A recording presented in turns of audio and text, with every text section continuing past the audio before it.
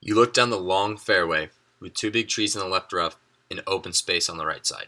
You step up to the box, and after your approach, you release a disc at 50 miles per hour and watch as it bullets down the fairway, starting on the right and finishing left, right by the basket 300 feet away.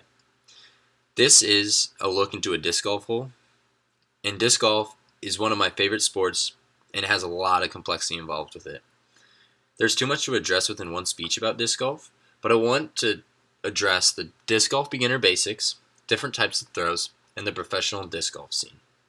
First off, disc golf beginner basics, and specifically what disc you're going to want to buy for your first round. To start off, there are 4 different categories of discs. The first one is putters. Putters are used for really short and accurate shots, and especially to put them in the basket.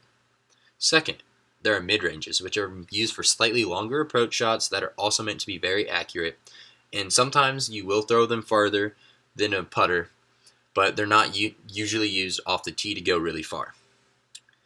Third, there are fairway drivers. Now, fairway drivers are used for wooded holes or for super accurate distance shots. So when you need to get a lot of distance, but you really need it to stay accurate, you're going to use a fairway driver. And then fourth is distance drivers. Now, distance drivers are mainly used for open areas when you're just trying to get a ton of distance and accuracy isn't as important. Now, these are the main 4 types of discs, and I know most people think, wow, a distance driver, I want to throw it really far. However, because of the way discs work, you need a certain arm speed to throw different types of discs. Distance drivers require really high arm speed. For me, it took me a long time before I could actually throw a distance driver correctly after working on my form for a while. I bought one and I couldn't throw it correctly, and it just gets really frustrating over time. Fairway drivers use slightly less arm speed but still require quite a bit. It won't take you as long to get to a fairway driver stage, but you're gonna need to work on it a little bit. Now, mid-ranges, beginners can start to use. This is probably for your distance shot when you're trying to go full on max. However, I would recommend starting with throwing putters. The main reason I would recommend starting with putters is it's very easy to see from your form where your disc is meant to go. When you're using fairway drivers and drivers specifically, when you throw it, it'll tend to want to go left, especially for beginners, because the way the rotation on the disc works, it forces it left if you're a right-handed thrower, like most people would be. Putters, however, are meant to go straight, and even with a low arm speed, people who can't throw it very hard, it'll still be used well for going straight. And so that's why you want to use it, because it can help you learn about your form and making sure you're going straight every time instead of curving it, which can have a bigger impact when you're using a distance driver. Next, we'll go over the different types of throws, okay? So first off, there's what's called a backhand. A backhand is you start with your facing the hole, then you take a couple steps, and towards the end you're going to be facing away from it, and then you pull through. This is how you get most of your distance, and is very accurate as well. It's a very easy way to keep it straight while making sure that you are getting a lot of distance as well. And then there's the forehand. And on a forehand, you start facing the basket and you'll end facing the basket with your arm coming in front of you. When you do this, it'll typically want to hook very far right more than a backhand would want to go left.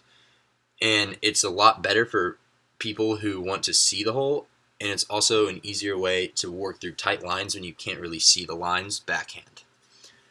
Then there are some other niche shots, such as a tomahawk, where you throw it over your head, and that's good for getting over trees and other things. There are also what's called rollers, and rollers are used for very max distance. You throw the disc, and it'll flip over and roll like a wheel for a really long time. Top pros can sometimes throw these up to 800 feet without an issue. And then there's also a putt. A putt, you're going to stay facing the basket and you go semi-backhand, but not really. You don't turn fully. You stay straight at it, and then you release it like that. There are 2 different types of putts. There's spin putts where you flick your wrist a lot more, and then there's a push putt where you push up. Different people use different styles. Neither one is really better, but it's just whatever comfortable for you. Now, lastly, I want to address the professional disc golf scene. So within disc golf, there's the professional tour, and then there's amateur events. So for me, I would only do amateur events, but I want to talk about the professional events right now. So the main way to watch them, and this is the way I love doing it, is there's a YouTube channel called Jomez Pro. Jomez Pro is a great production company, and they have a very good YouTube channel. They are the ones who show the lead card, which is the people in first after round one. They're the one who cover that, and you can watch all of almost every single tournament that professionals do on their channel for the leading 4 players. And so, yeah, obviously there's a lot of other stuff that I can address, like different types of stability of the disc, which affects where it goes. But this is just some disc golf basics, and I hope you guys like it, and hopefully you'll try it out, and I can see you out there on the course.